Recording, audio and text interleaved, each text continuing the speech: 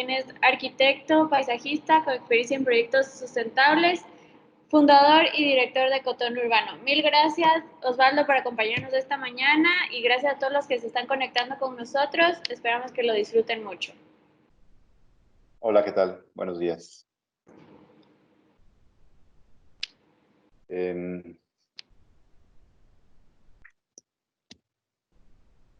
¿Sí se ve?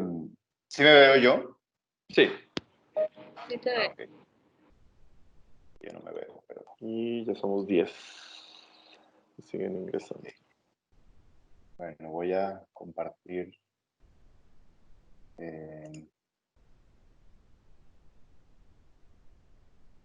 ¿Ahí se ve la pantalla ya? Sí.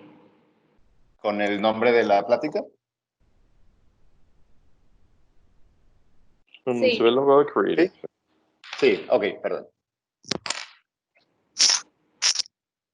Todavía traía el tapabocas. Oigan, pues buenos días a todos. Gracias, Jorge y Paula, por la invitación.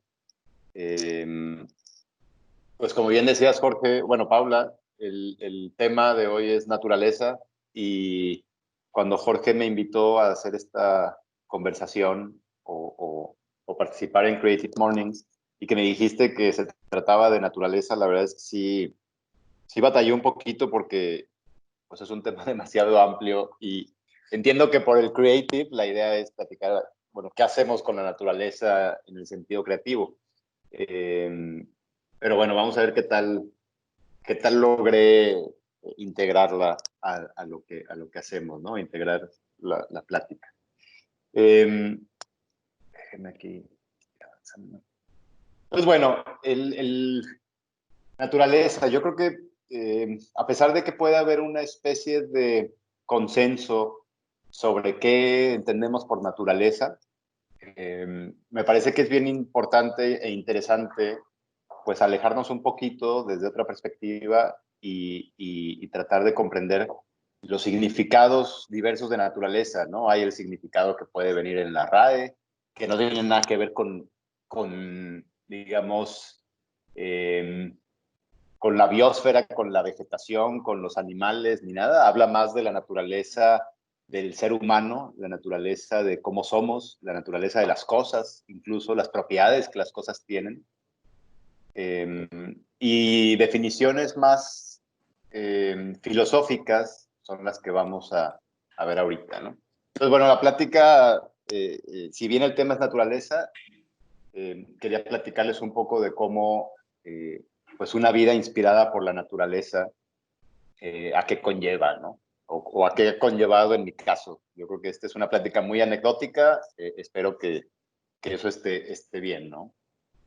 Entonces, naturaleza, en una definición filosófica, digamos, es el mundo que nos rodea en toda la diversidad infinita de sus manifestaciones. Es decir, la naturaleza es el todo, ¿no?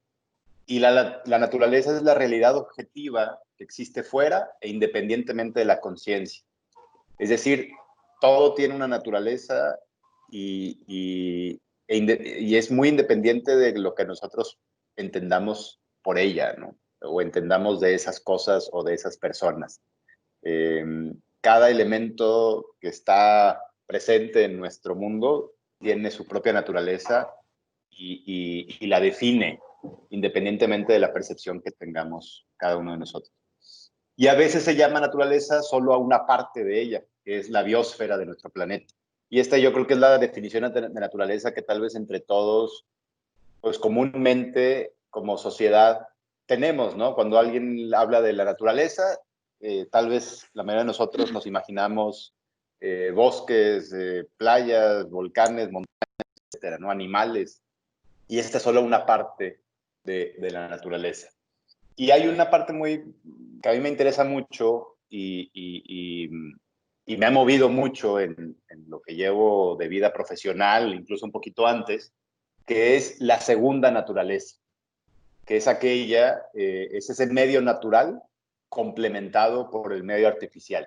Es decir, la segunda naturaleza es la que nosotros como seres humanos hemos creado en el planeta. Es, por ejemplo, ahorita les voy a enseñar algunos ejemplos, pero es cómo hemos intervenido finalmente, ¿no? Como seres humanos y como especie que ha desarrollado su inteligencia, pues hemos tenido que intervenir el medio natural y hemos creado una especie de mundo paralelo al medio natural, que es esta segunda naturaleza. Es un término que a mí me gusta mucho hablar. Y entonces, la naturaleza son estas dos imágenes, ¿no? La de la izquierda es la naturaleza que de alguna forma todos entendemos, es esa naturaleza que tal vez a todos bueno, a muchos nos atrae, nos gusta, esta idea de la vegetación, del agua, de las cascadas, de lo prístino, de lo alejado, de lo construido. Pero la realidad es que nuestra segunda naturaleza es más parecida a la imagen de la derecha, ¿no? Esta es una vista de Monterrey, parte de Monterrey, de San Pedro y parte de Santa Catarina, ¿no? Es una fracción de la ciudad que habitamos. Pero finalmente, pues, rodeada por estas montañas, que nos dan el mote de Ciudad de las Montañas, y se ven los ríos que pasan, el río La Silla ahí en la parte baja de la imagen, el río Santa Catarina bordeando o cicatrizando toda la ciudad, casi no se ve aquí, pero también sale ahí en la parte derecha arriba. Y entonces esta es nuestra segunda naturaleza. La cuestión es qué tan bien hemos diseñado esa segunda naturaleza. Pero también la naturaleza es esto. Es decir, hay cambios de escala en la naturaleza. Y la naturaleza es la imagen de la izquierda, en donde de ese bosque, si uno se acerca, se observa este detalle, y esa es su propia naturaleza, y vive de forma independiente a nuestra conciencia y a nuestra percepción, y si nos gusta o no, si la vemos o no, ahí está y vive y tiene sus propiedades. Pero naturaleza también en esa misma escala de esta imagen, pues si nos fuéramos más o menos en una escala similar a la que les presenté, resultaría en esto, ¿no? Es decir, la naturaleza también es nosotros haciendo uso de los espacios que construimos. Y si nos fuéramos más cerca, pues la naturaleza de cada una de esas personas que aparecen ahí en la imagen. Y ahorita sí ya les cuento, después de esta introducción sobre la naturaleza o mi entender de la naturaleza, les platico de dónde vengo un poquito, ¿no? De dónde viene esta afición por la naturaleza. Yo soy de la Ciudad de México, ahí nací, pero a los 15 años, bueno, a los 14, casi 15, me vine a Monterrey, me mudé a Monterrey, esto es en el 92. Yo supongo, no sé, veo nada más nombres y nadie tiene pendido su video, entonces no sé si ustedes habían nacido o no en esa época, pero esta imagen no es de Monterrey del 92 o de San Pedro del 92, pero yo cuando llegué venía de la Ciudad de México, a pesar de que tenemos montañas alrededor de la Ciudad de México, en ese momento la contaminación estaba en su pico allá, y ver los volcanes que rodean la ciudad era una suerte de una vez al año, ¿no? O 10 veces al año. Entonces realmente, aunque estaban cerca, ya no eran parte de la conciencia de un adolescente que pues llevaba 3, 4 años ya consciente tratando de ver montañas, y pues ya eran días en que no se veían. Entonces cuando yo llego a Monterrey y en el 92, pues no había contaminación del aire tan fuerte como ahora aquí. No estábamos como ahora, que nos parecemos más a esa Ciudad de México del 92. Llego, y era la primera vez que venía a Monterrey, llego de noche, llego un domingo de noche a la ciudad. En la vida había venido, como buen chilango, adolescente, en esa época, pues desgraciadamente nos importaba muy poco lo que sucedía afuera de la Ciudad de México, porque teníamos esta conciencia de que todo tenía que pasar en la Ciudad de México. Y entonces las imágenes que había visto de la ciudad de Monterrey eran tal vez el Cerro de la Silla. Pero nunca había visto, nunca en la vida había visto Chipinque, por ejemplo, o la Sierra Madre, la parte de la M. Entonces llego a Monterrey un domingo en la noche, me despierto el lunes en la mañana, yo llegué a una casa de asistencia en Gómez Morín, bueno, media cuadra de Gómez Morín, en San Pedro. Salgo a la calle al día siguiente porque tenía que ir a la escuela al CUM, pregunto que dónde puedo tomar el camión, me dicen que en Ricardo Margain, que tengo que cruzar una avenida que se llama Gómez Morín, que siga caminando y llego a Ricardo Margain. y me encuentro que cuando llego a Gómez Morín, pues volteo a la izquierda, de donde veía que venían todos los coches, pero después volteo a la derecha, porque en la Ciudad de México hay varias avenidas que tienen un tranvía o un trolebús que pasa en sentido contrario. Entonces, pues volteo al lado opuesto para ver si no hay también un trolebús que pase al revés. Y no sé si ustedes están familiarizados con San Pedro, con Monterrey, si todos son de aquí, pero Gómez Morín es un eje perfecto que remata en la M, en esta imagen.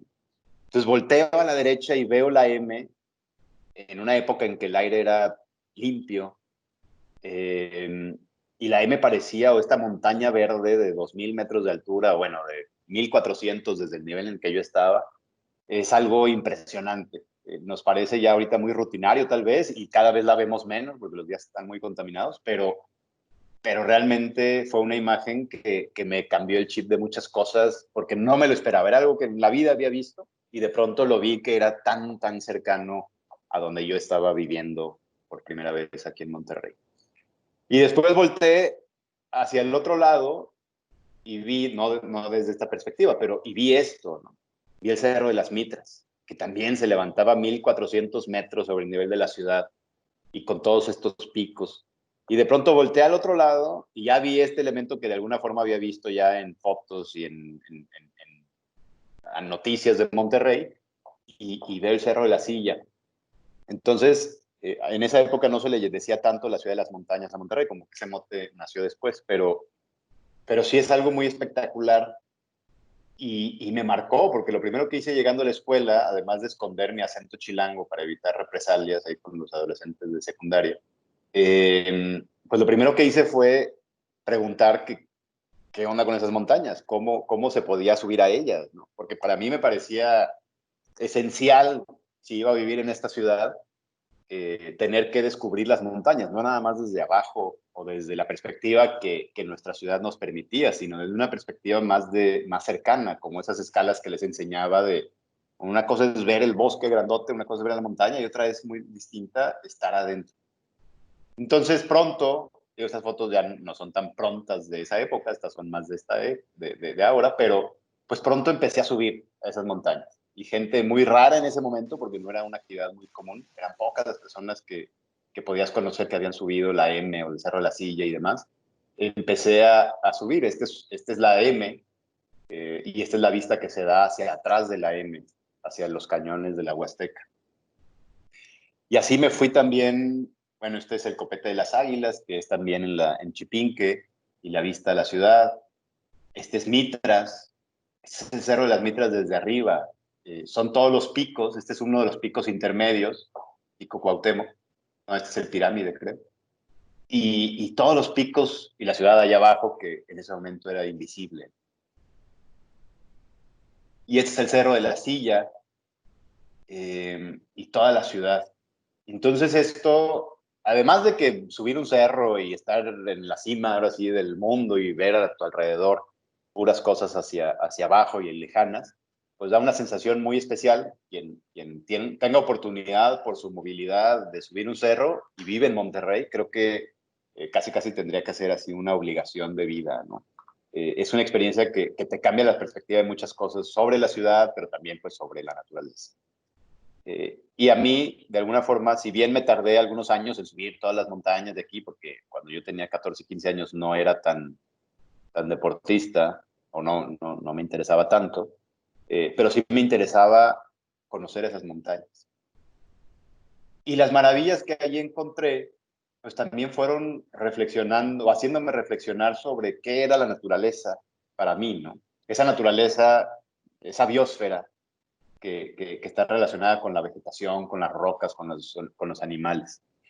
Y empecé a observar los detalles que te permite estar ahí adentro, más allá de la idea de la ciudad de las montañas, porque nos rodean y ver esos perfiles y dibujarlos en fotos o tenerlos en fotos y demás.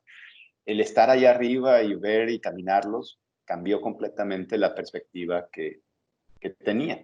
Entonces la naturaleza empezó a obligarme a cuestionar, no obligarme, sino te impulsa a cuestionar cosas, cuestionar relaciones, cuestionar condiciones. Y por ejemplo, y les voy a poner algunas imágenes, de cosas que me siguen sorprendiendo en la naturaleza. Una de ellas es estas palmas que se llaman Brade Berlandieri, que son palmas, que yo le digo que al acantilado le brotan palmas, ¿no? Porque en el acantilado casi vertical de ciertas montañas, en toda esta zona, hay una palma que crece así, en grietas pequeñitas de esa roca, en condiciones donde uno diría, ¿cómo es que una semilla fue a dar ahí? ¿Cómo es que esa semilla sin, pues ya tal vez incluso agua o lluvia o muy poca, porque en estas paredes pues el agua escurre rapidísimo, ¿cómo es posible que haya crecido ahí? Y además lo más sorprendente, al menos a mí me sorprende, es que esas palmas no crecen en la parte de abajo, en lo plano, en las laderas. Uno pensaría que, bueno, es que ahí cayó una semilla o un ave fue y ahí tenía su nido y ahí dejó las semillas y se dieron esas cuantas palmas. Pero entonces ahí abajo es donde ya cayeron todas las semillas por el aire y demás y allí crecen. Y no, esa palma no la vamos a encontrar nunca, bueno, no nunca, pero casi les aseguro que si van constantemente a esas montañas, no encontrarán una palma de estas creciendo en las laderas o en las zonas más planas. Entonces a esta palma solo le gustan estas condiciones. Las condiciones que uno pensaría y que tal vez otras plantas piensan que son las más inhóspitas y las menos lógicas para crecer, a esta palma le parecen ser las más obvias, las más cómodas, las más protegidas, las de mejor vista tal vez, y ahí escoge estar. Otro elemento de la naturaleza que me sorprende y me hace mucho reflexionar es los quiotes, los agaves. El quiote se marchitará y se llevará con él al mismo agave, muerto por haberlo dado todo, porque el agave solo, la mayoría de las especies de agave, no todas, pero solo florea una vez y esa floración nace del quiote. El quiote es el tallo vertical que le nace a los agaves. Tiene la floración, las aves llegan, los insectos, los murciélagos llegan, polinizan esas flores, dispersan semillas, el viento, y el agave, como usó toda su energía para crecer ese quiote, para crecer ese elemento rígido, fuerte, lo más alto posible, contra toda física ahí, del viento y de la forma del agave, usó toda su energía para ello, que cuando la flor logra su objetivo de dispersar semilla o polen, el agave muere. Entonces, pues esas cosas, digo, además de que tiene cierta profundidad filosófica, ese como dar la vida por mantener la vida, pero de otros, es muy interesante. En la naturaleza, pues también te hace reflexionar en cuestiones laborales, al menos en mi caso. Y cómo estas especies también, estos agaves que crecen mucho en los desiertos de esta zona, estos en La Popa, en Nuevo León, pues son plantas que uno puede pasar desapercibidas, ¿no? Es decir, puedes incluso hasta pisarlas sin querer porque son pequeñas, porque ahí están, porque se esconden con el color de la roca, porque no tienen una trascendencia estética muy aparente. Obviamente, si uno se acerca y ve las espinas y todo, empieza a tener una belleza muy espectacular, pero siendo tan chicas y escondidas entre tantos elementos naturales en la roca, pasan desapercibidas. Y es cuando florean que gritan pues su presencia y hacen voltear, ¿no? Entonces también la naturaleza y la vida en la naturaleza o la apreciación de la naturaleza tiene que ver muchísimo con los momentos. Uno no puede decir que un paisaje no le gusta hasta que no ha visto al menos 4 veces ese paisaje en 4 épocas distintas, ¿no? Uno no puede decir que una planta o la condición de una ciudad en cierto paisaje no es la idónea o es la más inhóspita si no has visto los pasos del tiempo en ese paisaje. Y esta es una imagen que me gusta mucho porque la imagen de la derecha, bueno, muestra un ocotillo, esto es en el Pinacate, Sonora, muestra un ocotillo que es la planta descompuesta hacia atrás, de muchos brazos y estas flores rojas, y un cactus, un saguaro o una especie de saguaro allá adelante.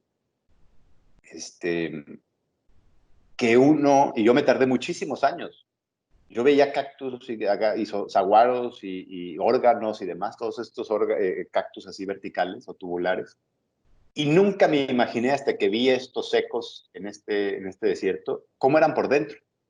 Yo asumía que pues esa era la única condición del cactus y que así era y por dentro pues no sé si no me importaba o simplemente no, nunca me lo cuestioné. Y hasta que vi estos esqueletos de simplemente pues secos, ya vividos, sus 80 años o 100 años y ya secos, entonces comprendí que casi pues, es una madera, ¿no? Muy suave y no es una madera estructural, pero finalmente es un tronco que bueno, me sorprendió, me gustó mucho y me hizo reflexionar sobre las estructuras de las plantas. Y esa es otra también, ahí mismo en el pinacate. La imagen de la derecha es la planta viva eh, y la imagen de la izquierda. No sé si algunos de ustedes sean arquitectos, pero y conozcan el trabajo de arquitectos, no sé, como Zaha Hadid o algo así. La imagen de la izquierda, que es el esqueleto, es la estructura que le da rigidez y le da porte a la planta. Cuando se seca, pues es esto. Y esas fibras formando esa estructura en donde no todo es sólido, deja vacíos y con eso genera la rigidez suficiente y necesaria y el porte de esta planta. También pues son imágenes que me han gustado muchísimo descubrir estando en la naturaleza. Y estas son dos piezas de cactus que me he encontrado por ahí en la sierra, que también, ahorita les voy a platicar yo qué hago ahorita, yo soy arquitecto paisajista, e imágenes como esta, pues no solo inspiran cuestiones formales, como la imagen de la derecha, por ejemplo, que tiene una cuestión formal, o sea, de las formas, muy espectacular, pero también claramente se ve, no sé si se han notado en los cactus, cómo toda su estructura, todas estas líneas, todos estos surcos, que parecieran súper caprichosos, están diseñados para que toda agua que caiga en la superficie del cactus, toda el agua viaja por estos surcos como si fueran cañadas intencionadas para llevar el agua de nuevo a la parte baja de la planta, directamente a donde están las raíces. Entonces, si bien el cactus puede vivir sin mucha agua por sus condiciones, no quiere decir que desaproveche el agua que cae. Al contrario, son plantas que están diseñadas para aprovechar al 100% gota que caiga cerca de ellas. Y esta es una imagen que me acabo de encontrar la semana pasada, bien interesante en un bosque aquí en el sur de la ciudad, de unos pequeños grillos. Imagínense que cada grillito de esos mide pues 5 milímetros, más o menos, a lo mejor ya con patas estiradas y todo, 1 centímetro. Y todos ellos, me quedé un rato viéndolos porque había toda una narrativa, uno podría hacer un cuento de ellos. Y estaban en una reunión, en donde en la primera foto se ve que están en una reunión y hay un líder, tal vez, indicando cuál es la acción a tomar. Después el líder da su indicación y los grillos o los saltamontillos estos empiezan a pasar de una hoja en la que todos estaban, la planta tenía cientos de hojas, pero ellos estaban solo en una y empiezan a pasar a la siguiente. Y después pasa algo bien interesante. Se pasan todos hacia un lado de las hojas. Es decir, no invaden, no sé si se fijan, pero las hojas tienen esta vena central que distribuye los nutrientes y la savia hacia toda la hoja. Y de esa línea central que ahí marqué con la línea punteada, no hay ni un grillo pasándose de la línea. Hay unas patitas ahí de los que tal vez son un poco más distraídos. Pero todos se pasaron hacia un lado. Y quiero ponerles un video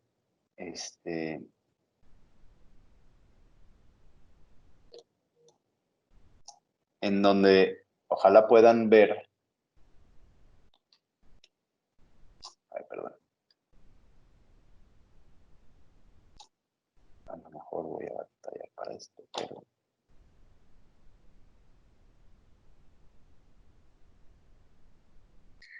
Fíjense en el movimiento de los grillos, todos así, pues armando su estrategia. Y de pronto, todos absolutamente en total pausa, ¿no? Olvaso, creo que porque Sí. tienes la presentación en pantalla completa, solamente se ve un lado de la pantalla, no se está viendo este lado el video. Ah, ok, perdón. A ver. Creo que compartiste la ventana solo del Solo de la de presentación, tal PowerPoint, sí. vez. Sí. Déjame, voy a volver a compartir. Pantalla 1, pantalla 2. ¿Ahí sí se ven? Sí. Sí. Bueno, les decía, ¿no? Que están totalmente en movimiento, están haciendo su estrategia y algo llamó en ellos la atención, tal vez fui yo tomando el video, pero hay un momento donde todos se ponen en pausa y nadie absolutamente se mueve, ninguno se mueve. Y eso lo hicieron 3, 4 veces. ¿Qué significa? Ni idea, ¿no? Porque tampoco soy biólogo y por más que les pregunto a los biólogos, pues no, hasta ahorita no me han dicho. Pero son cosas que uno observa estando en la naturaleza, que empiezas a apreciar mucho. Y a pesar de que a ese cañón he ido bastantes veces, nunca había visto algo, es más, nunca he visto algo así en ninguna de las zonas a donde había ido.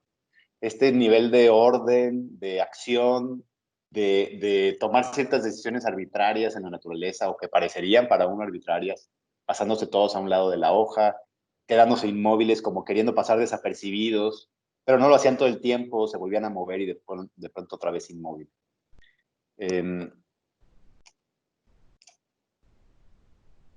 Y en la naturaleza también, mi entender, la escala es todo, ¿no? Lo que les platicaba al principio, si bien la montaña ahí está, pero de pronto acercarse a ella cambia la percepción y de pronto estar en la parte alta cambia de nuevo la percepción. Esta imagen me gusta mucho. Este es un lugar que se llama El Triunfo en Chiapas. Es el bosque más hermoso que yo conozco aquí en México. Un bosque de niebla, es donde todavía vive el quetzal. Esta ave muy famosa desde hace más de 1500 años. Eh, y, y uno ve esta foto y pues, ves árboles y ves demasiada vegetación y demás, pero como solo hasta ver o hasta notar la escala, digo, no sé si ya estando tanto ahí la imagen, ya lo vieron, pero estas son personas, ¿no? Y para mí cambia mucho, incluso cuando yo tomé esta foto, pues no me di cuenta que todavía estaba gente caminando, mi intención era que no saliera nadie, pero luego cuando vi la foto y ya la analicé y vi que ahí todavía salían, me gustó más porque le da justamente escala a la naturaleza. Y entonces nos permite entender el nivel de detalle que uno puede hallar según a la escala que te metas a esta primera naturaleza, ¿no? La que hicimos nosotros. Bueno, les quería mostrar unos videos pero no sé si esos...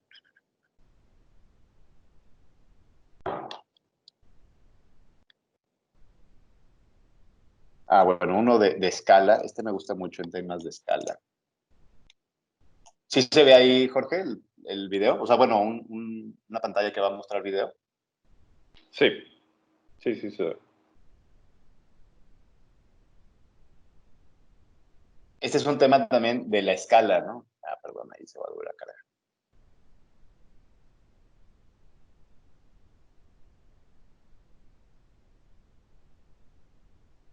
Esta es La Popa, es un cerro en el desierto, más allá de Mina, Nuevo León. No sé si alguien ha estado por ahí. Pero es impresionante. Bueno, a mí esa primera toma me gusta mucho porque pareciera que la montaña es esta plataforma donde podemos estar en medio de unos agaves, pero realmente, y ojalá pudiera haber alejado más el dron ahí para ver la totalidad de la pared, pero son 300 metros de caída libre. Entonces, ese tipo de momentos, de relaciones con la naturaleza, en mi caso, pues han ido abriendo mucho camino a cuestionar, pues desde qué quiero hacer o qué quería hacer en cada momento que he ido emprendiendo cosas, pero también en cómo quiero irlas modificando o transformando conforme la naturaleza se me muestra de nuevo, ¿no? Porque yo sigo yendo al cerro, sigo yendo a la montaña, sigo haciendo viajes a lugares naturales y siempre hay algo nuevo que observas y que cambian. Y esta naturaleza, la verdad es que también, pues por descubrir más, y de la naturaleza ahora sí me refiero a aquella del todo y de los todos, es decir, no nada más de las cuestiones vivas o inertes no construidas por el hombre, sino aquellas de las personas y de lo construido también por las personas. Y ha creado un fuerte impulso en mí o un anhelo por descubrir, ¿no? Por vagar. Y he tratado de viajar lo más posible a varios lugares que me reten y que me hagan cuestionar, así como la naturaleza a veces lo hace. Obviamente el subir un cerro pues es un reto, hay un reto físico, pero también hay un reto de descubrir cosas que uno no entiende o incluso cosas incómodas, ¿no? Pues en los cerros también te pegan los pinolillos y se te suben las garrapatas y cosas así. En las culturas también hay algo muy relevante que descubrir y es algo que me ha movido mucho y es algo que yo creo que ha marcado muchísimo la forma en que trabajo o las cosas en las que trabajo y mi perspectiva de ello, ¿no? Entonces, siendo arquitecto, pues uno pensaría que mis lugares idóneos para viajar, siendo arquitecto occidental con estudios en Occidente, digamos, pues mi interés debería de estar en Roma, debería estar en Florencia, debería de estar en Grecia. Y la verdad es que sí lo está, pero siento que esos pueden esperar. Y más bien me ha gustado descubrir lugares que me reten un poco más a lo que ya conozco, ¿no? A la cultura en la que crecí o a la cultura en la que me educaron y que todavía no se parezcan tanto a las culturas dominantes actuales, que es pues Estados Unidos, ciertas partes de Europa. Y entonces me he escapado más bien a países como Irán, como Kirguistán, Uzbekistán, Kazajistán, Bután, Mali, en África, que realmente tienen condiciones de vida, condiciones culturales muy ajenas a nosotros y te permite pues, realmente cuestionar también la perspectiva desde la que ves el mundo. Los demás lugares no es que no tengan interés, lo tienen, pero yo sé que esos lugares ya no van a cambiar gran cosa en los siguientes años. Roma va a seguir siendo Roma idéntica en los siguientes años. Nunca van a dejar que un edificio de los que uno va a visitar o conocer cambie, porque ya esa es la esencia, incluso económica, de todo un país. Hay otros países donde si vas hoy y vas en 5 años, ya hubo cambios radicales, y esos cambios radicales normalmente son para parecerse cada vez más a lo que uno ya conoce. Sobre todo ahora con el Internet, ¿no? Que para nosotros puede sonar como que ya llevamos mucho con Internet, pero hay otros países que llevan 15 años con Internet y eso ya ha hecho grandes cambios. Y reconocer también, porque creo que es bien importante. Yo era de los niños o de adolescentes que decía, bueno, no sé, ya era común, pero que decía, yo no voy a salir de México hasta conocerlo todo, ¿no? Era una actitud bien patriota que había antes. Y sí salí, sí conocí otras cosas antes de conocer todo México, pero también me comprometí, porque me encanta descubrir cosas aquí, a viajar por todo México y reconocerlo y entender las diversidades que hay y entender también pues el privilegio en el que uno vive muchas veces, o siempre, comparado con una realidad de país que tenemos. Y hay un término en inglés, a mí no me gusta usar muchos términos en inglés, sobre todo aquí en Monterrey, que nos encanta hacer todo en inglés. Pero hay una palabra en inglés que en español no tiene bueno, no lo he encontrado un sinónimo que sea tan puntual, ¿no? Que es esta de wanderlust, que es, pues es el deseo por vagar, el deseo por viajar, el deseo por descubrir. Hay unas fotos muy ridículas aquí. Y bueno, ya ahora sí hablando de mi chamba, pues justamente viajando, conociendo esto, la naturaleza. Yo estudié arquitectura en la UDEM y desde que estudié arquitectura, pues como que me orientaba mucho más hacia los exteriores. Incluso creo que desde sexto semestre no volví a hacer un proyecto de arquitectura en sí, sino yo siempre era o el que agarraba el proyecto y más bien decía, bueno, no, yo voy a hacer todos los exteriores o voy a hacer lo urbano de ese proyecto o si era en equipo, pues yo me dedicaba a esa otra parte, ¿no?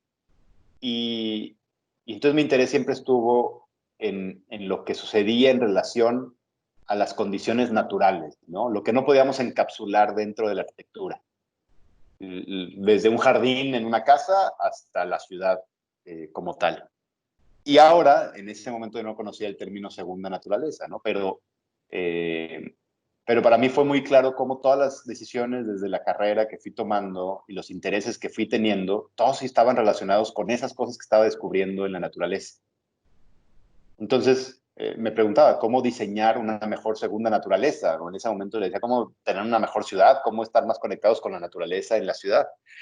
Y bueno, pues decidí estudiar paisajismo o urbanismo de paisaje, complementario después o después de la carrera de arquitectura en la UDEM.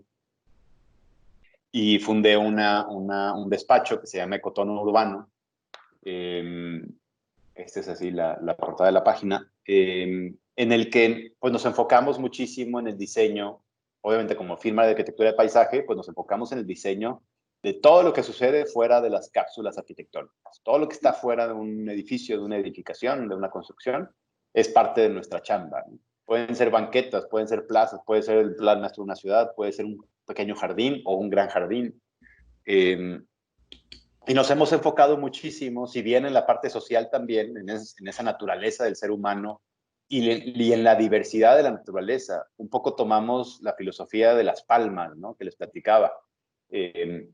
¿Por qué querer pensar que todo el mundo quiere vivir bajo las mismas condiciones y que todo el mundo disfruta de las mismas cosas y que todos van a disfrutar de la misma sombra y del mismo tipo de escenario y del mismo acabado y del mismo sonido, si ya vemos que en la vegetación, en la naturaleza, y seguramente así somos los seres humanos también, hay quien prefiere la comodidad de un arroyo donde siempre corre el agua a quien prefiere lo inhóspito de un acantilado donde el viento pega con todo y donde no cae el agua, ¿no?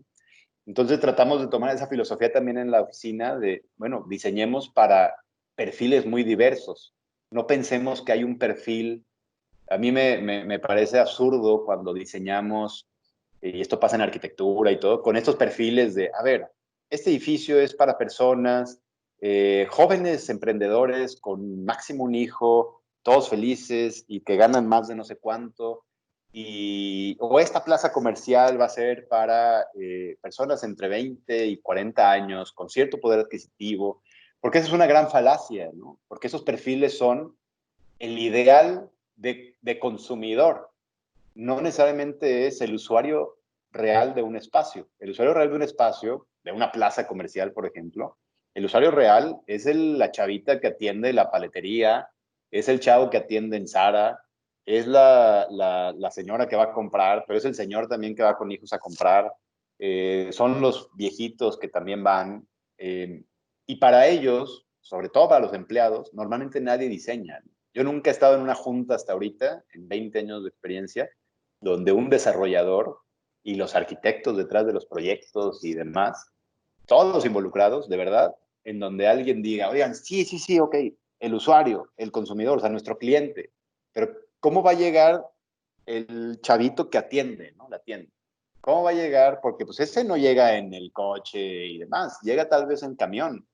¿Cómo? Porque ese es un usuario diario, no es el que va cada fin de semana a consumir 1,000, 1,500 pesos, es el que va todos los días a trabajar. Y es el que da también parte de la riqueza del producto final, ¿no? Pues finalmente es el que lo vende. Y entonces nosotros, como oficina, pues tratamos de ser un poco más responsables, si bien no siempre lo logramos tal vez al nivel que queremos, pero de ser más responsables en ese gran abanico de perfiles, en lugar de acotarnos a alguno o pensar que hay uno solo, ese abanico de perfiles donde silenciosamente, y a veces no, ni siquiera es algo que comuniques abiertamente, ¿no? Pero silenciosamente tienes que estar diseñando para ellos. Aunque el discurso sea que, es que el parque va a traer a ese perfil que tú estás buscando desarrollador. Bueno, sí, pero silenciosamente ya le resolvimos el uso, el atractivo y demás para un perfil mucho más amplio de usuarios. Bueno, se llama Ecotono Urbano nuestra oficina. Y entonces lo que hacemos es intervenir el paisaje para la segunda naturaleza. esa naturaleza que creamos, ¿no? Finalmente, todo proyecto de paisaje, pues es una segunda naturaleza, no hay nada 100% silvestre, son intervenciones ya que hacemos y tenemos que atender a crear la mejor segunda naturaleza. Es decir, por eso incluso también nos llamamos ecotono urbano. No sé si conocen el término ecotono, pero ecotono es el área de transición entre dos ecosistemas. Muy burdamente, podríamos ver la M, por ejemplo, como en la imagen que les mostraba al principio, donde está la subida de la montaña, y la parte baja es un matorral submontano, se llama el ecosistema aquí del valle, y la parte alta son bosques de pinos. Y pasa por un bosque de encinos. Pero no pasa de uno a otro con una línea perfecta que caminabas y de pronto dejaste de ver matorral submontano y ya nada más bosque de encinos, y caminaste y ya no viste encinos, ya solo viste pinos. Hay zonas de transición donde vas viendo de las dos cosas, de los dos ecosistemas, y vas viendo las especies de animales de uno y de otro, o las vegetales, o incluso algunas que solo crecen en esa zona de transición. Ese es un ecotono, esas franjas de transición entre ecosistemas, y normalmente son más ricos que uno u otro ecosistema solos, porque combinan lo de dos y a veces crean cosas nuevas o, bueno, o distintas, propias de solo esa transición. Eso es lo que en la ciudad también deberíamos de estar haciendo. Deberíamos estar haciendo ecotonos, o las ciudades deberían de ser ecotonos, en donde tomamos la naturaleza prístina, silvestre, le metemos la nuestra, la segunda naturaleza, y creamos una condición mejor todavía. Y mejor no quiere decir que podamos igualar o mejorar lo que la naturaleza da, pero sí, si le metemos en la ecuación que nosotros somos seres humanos y necesitamos ciertas condiciones para vivir, podemos crear ese mejor entorno que sea súper respetuoso para las dos naturalezas. Pues bueno, eso es un poquito de la filosofía detrás de la oficina y que tratamos de imprimir en cada proyecto. Y después vino otro proyecto profesional o personal que también partió de la inspiración de la naturaleza. Y fue el de crear una guía de árboles, porque pues yo veía estos son árboles que están en Chipinque y que todos seguramente hemos visto si han ido a Chipinque, pero que no sé si los reconocen o pasan desapercibidos, pero el estar cerca de ellos, el verlos y el querer compartirlos, pues hizo nacer un proyecto de un libro de especies nativas, de árboles nativos de la zona metropolitana de Monterrey, porque pues lo que la naturaleza también me ha enseñado es que todo el conocimiento que la naturaleza tiene siempre es compartido, ¿no? La naturaleza nunca esconde un proceso, siempre lo comparte a los demás elementos que están en la naturaleza. Y nosotros como personas o como profesionistas debemos de hacer lo mismo. Muchas veces somos muy celosos de lo que hacemos, sobre todo cuando nos empezamos a especializar, pero finalmente la divulgación del conocimiento que tenemos es lo que permitiría crear el objetivo último, ¿no? Que es crear esos mejores ecotonos o esa mejor segunda naturaleza, al menos en mi profesión. Y ahora empiezo un nuevo proyecto que también, ahora que Jorge me pidió trabajar este tema de naturaleza, pues también noto que de nuevo vuelve a estar relacionado con la naturaleza y no me puedo despegar de ella, ¿no? En temas profesionales. Estoy empezando un nuevo proyecto, vamos a lanzar un proyecto que sea bonito, en donde vamos a ofrecer naturaleza de nuevo, pero vinculada a nuevos espacios que estamos creando como ciudad y como sociedad de habitables, ¿no? Es decir, las casas o los depas y las oficinas cada vez son lugares más cerrados en el sentido de que nos desconectan más de la naturaleza porque se aleja más la naturaleza. Ya no es tan fácil tener jardines cerca de o en tu casa o cerca. Lo más cercano a la naturaleza es un parque y no necesariamente lo ves todos los días o lo puedes ver todos los días. Entonces decidimos pues llevar naturaleza a esos espacios interiores y lo hacemos a través de un sistema que no es la gran novedad, pero empiezan a surgir aquí en México apenas, en donde te llevamos a tu casa una planta ya puesta en una maceta, ya puesta, ya con instrucciones de cómo cuidarla, etcétera, ¿no? Entonces, acercar un poco de eso que uno ve en el cerro, pues vivir, permitir que se viva en los lugares más cotidianos y más cerrados que tenemos. Y diseñamos unas macetas. Tiene todo un discurso, una narrativa de mexicano y de local. Diseñamos unas macetas con diseñadores locales, fabricamos aquí localmente. Y bueno, estas, si a alguien le interesa, pues muy bonito MX Instagram, pueden ingresar. Y últimamente también, poquito antes de que empezara todo esto del COVID, empecé otro proyecto también, otro negocio que se llama, bueno, no tiene nombre todavía, pero que parte de esto, de la crisis del agua y la crisis de biodiversidad. Si ustedes se ponen a pensar un poco, si ustedes no son súper exploradores y han ido a los lugares más recónditos de México, a otras partes del mundo, donde el ser humano ha intervenido de forma ínfima, porque quedan muy, muy pocos lugares así, realmente no han vivido la naturaleza virgen, ¿no? O sea, o no hemos vivido la naturaleza virgen, la hemos vivido siempre con cierto grado de intervención.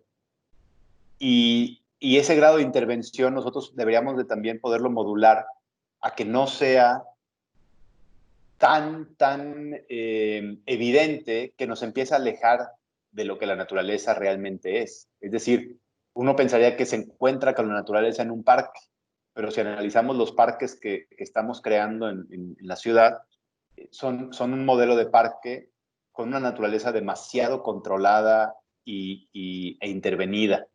Son naturalezas muy arquitectónicas, digamos. Y entonces nos sigue alejando de la naturaleza, aunque pensemos que ahí vemos naturaleza, ahí no pasan procesos naturales silvestres, es decir, incluso las plantas que usamos a veces en los parques o áreas verdes, son plantas que ya son de producciones casi industrializadas, que no son ni siquiera fértiles, que no se reproducen solas. Entonces, ya no podemos ver tal vez, mira, es que ya creció ahí al lado la planta que salió de la semilla que lanzó esta otra plantita, porque muchas plantas ya ni siquiera tienen esa capacidad ya, ¿no? De las que están en los jardines.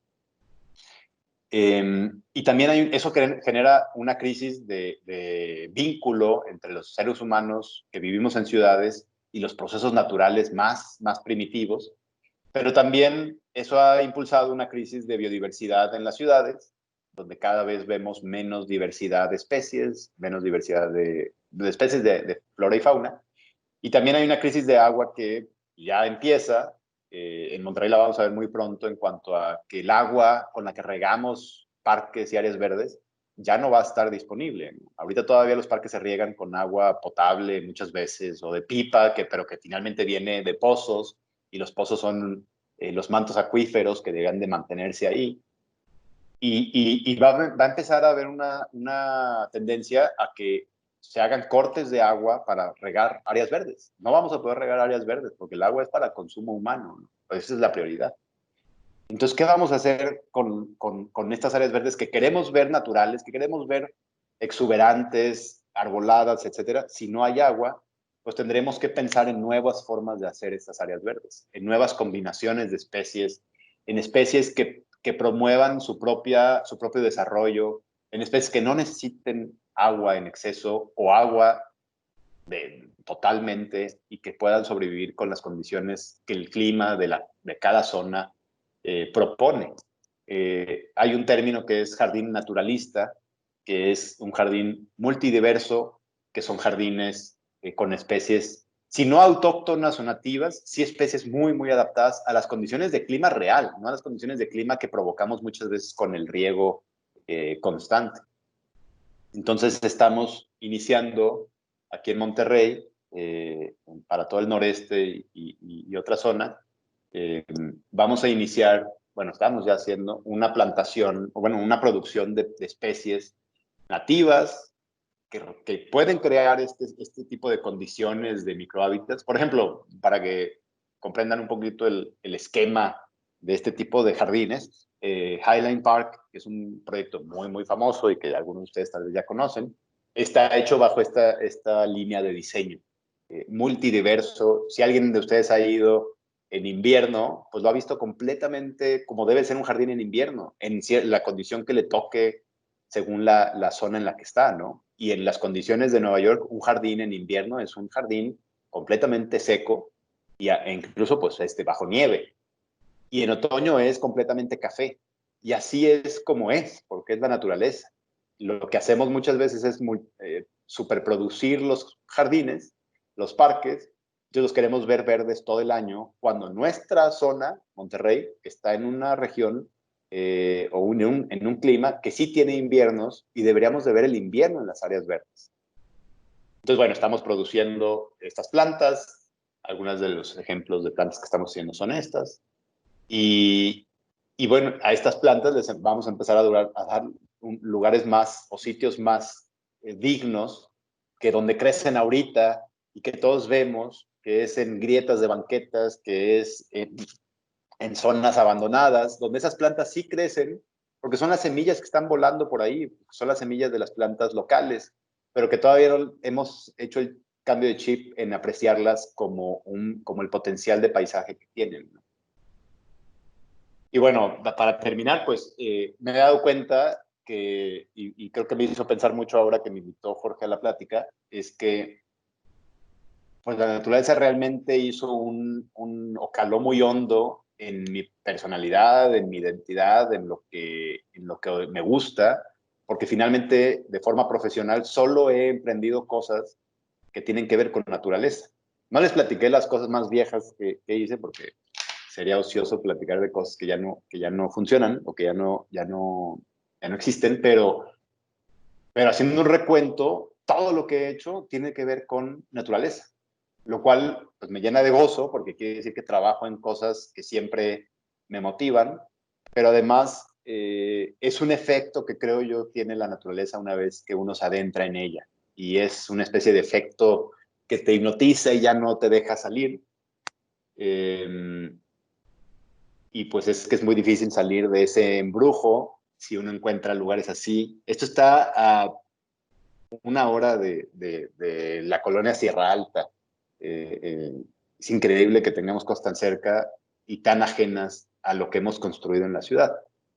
Y pues les dejo la pregunta nada más, si ustedes están aquí hoy es porque están interesados en la naturaleza, supongo, y entonces preguntarles pues a ustedes cómo les mueve la naturaleza, tanto la primera como la segunda, ¿no? La primera, aquella que no tuvimos nada que ver nosotros, y la segunda, la que sí podemos nosotros construir y pues dejar como legado. Muchas gracias.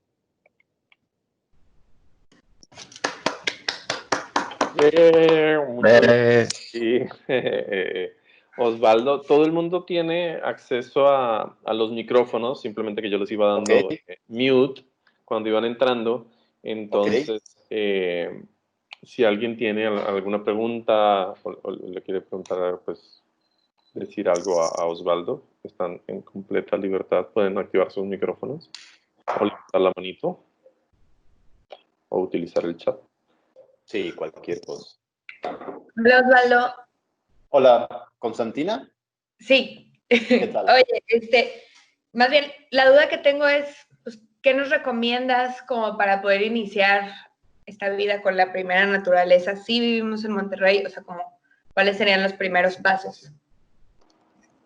Sí, perdón. Sí, no. ¿Tú dices como vivir con ella en vida personal o estás pensando en algo profesional? No, como para salir a explorar y...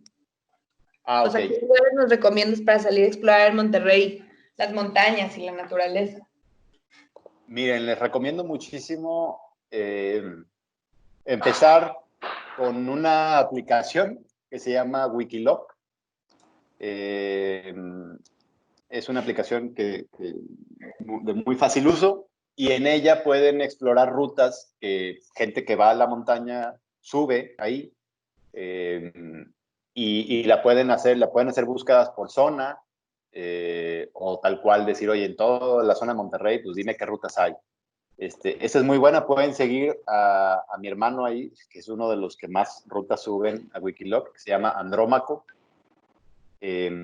Y así muy recomendable, y muy rápido e independiente de su condición física, adéntrense a los lugares tal vez más cómodos, como Chipinque, por ejemplo, pero vayan a las rutas menos transitadas. Chipinque tiene como 60 kilómetros de senderos, y todo mundo va a las mismas, ¿no? A las escaleras y a las veredas y a estos senderos que siempre están llenos. Si un día van a Chipinque, les recomiendo mucho preguntar allá a los guardaparques, porque esa en particular no sale en el mapita, pero ir a una que se llama el Abrazo del Oso. O ir a una que se llama La Florida, que empieza por el Chile. Son veredas que simplemente están fuera de la ruta tradicional y que desde estando en Chipinque ya podrían estar descubriendo algo, sintiéndose que están más solos en la naturaleza. Creo que también eso es bien importante. Cuando van con mucha gente o que van más en plan de relajo o que hay mucha gente en donde van, se pierde un poco el efecto. Entonces traten de ir, incluso si ustedes son estudiantes o en la onda COVID tienen horarios muy diversos y muy flexibles, traten de ir entre semana incluso, ¿no? Cuando hay menos gente. Y si quieres algo más extremo, pues te recomiendo mucho subir las Mitras. Las Mitras es posiblemente el cerro más sorprendente que hay en Monterrey porque es muy diverso. Hay minas, hay cuevas, hay unos picos espectaculares, hay unos acantilados formidables también. Ahí en Wikiloc puedes encontrar varias rutas a los picos de Mitra. Gracias. Y también, perdón, Gabriel, también, Constantina, vayan al río La Silla, en medio de la ciudad, atrás de casas, en medio de colonias. El río La Silla es una cosa espectacular con árboles de 200 años. Y ahí está, cruzando la ciudad y medio que le damos la espalda siempre, pero ahí está y tiene agua siempre y está padrísimo. Perdón, Gabriel. ¿Qué onda, Osvaldo? Qué buena charla. ¿Qué onda? ¿Cómo estás? Oye, yo tengo una pregunta. Me pareció súper padre esto de las especies silvestres o sea, como esta propagación natural que se empieza a dar. Y justo lo que mencionabas, ¿no? Que de pronto en los parques donde vemos cosas verdes, pues son plantas industrializadas que hasta ya perdieron esta característica, ¿no? Pero, o sea, ¿qué pasa en el sector profesional, donde no se comercializan estas especies, donde pues son cosas que no le suelen gustar a la gente? O sea, ¿cómo se podrían conseguir sin ir y depredar y traértelas de su ambiente natural? Sí, pues mira, nosotros lo que estamos haciendo es producir desde semilla. Hacemos recolección de semilla y producimos desde la semilla. Porque evidentemente, o sea, lo que dices es muy cierto, es el gran reto de este nuevo negocio. No hay una demanda ahorita por esta planta. Nos estamos preparando y adelantando para la demanda que va a llegar porque el tema del agua sí se va a profundizar, la crisis o la falta de. Pero sí, evidentemente ahorita, y Monterrey tiene mucho eso, en Monterrey nos gustan mucho los jardines producidos, ¿no? Es muy difícil que alguien vea un jardín café en otoño y diga, mira qué lindo, es el otoño. No, casi ya eh, eh, hay crisis porque el jardín ya parece muerto. No estamos acostumbrados a ver integrado el proceso natural de las cosas en los lugares construidos. Es un reto que tenemos nosotros ahora con este negocio, es divulgar mucho justamente otra vez ese conocimiento o esa necesidad de esos beneficios que dan esas plantas para crear la propia demanda.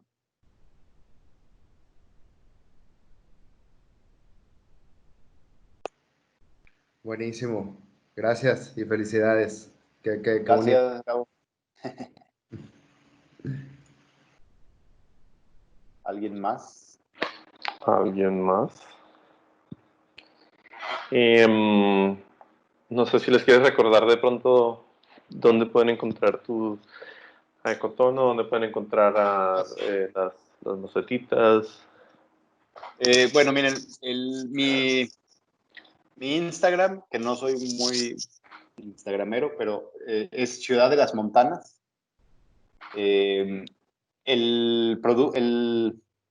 proyecto de macetas con plantas en tu casa se llama en Instagram Muy Bonito MX. Estamos por lanzar en un par de semanas. De hecho, la siguiente semana lanzamos una dinámica de giveaways. Si quieren participar, se pueden ganar una maceta que le pueden regalar a alguien que quieran mucho y que haya sufrido un poco en esta cuarentena, y una planta le pueda alegrar un poco el día. Y el ecotono urbano es ecotonourbano.com o Ecotono Urbano Landscape en Instagram. Perfectísimo, de verdad que te agradezco. Yo creo que en este momento en el que estamos, la naturaleza es mucho más importante, que estamos en esta jungla de concreto. Entonces, de verdad, muchísimas gracias nuevamente a Osvaldo, y visiten ahí sus redes y vamos a estar ahí pendientes de unirnos allá al giveaway de Muy Bonito México. Sí, participen. Va a estar muy bueno. Y muchas gracias a los que escribieron. Ahí Yael Alejandra dice que vive al lado del río. Bueno, pues afortunada ella. No sé qué río sea, pero qué padre. La verdad es que un deleite vivir al lado de un río. Alguien dice que en Bogotá lo que suelo hacer es dejar espacios para que estas especies silvestres colonicen, y siempre lo hacen. Sí, también es una estrategia. Desgraciadamente aquí, lo que decía Gabo, el reto es cambiar un poquito nuestra percepción de belleza. La belleza pues es medio subjetiva y es objetiva. Y ahorita en Monterrey tenemos que migrar hacia otra percepción de belleza del jardín. Muchas gracias a todos. Muchas gracias, Jorge y Paula. Gracias, Osvaldo. Hasta luego. Todos, bye. Bye.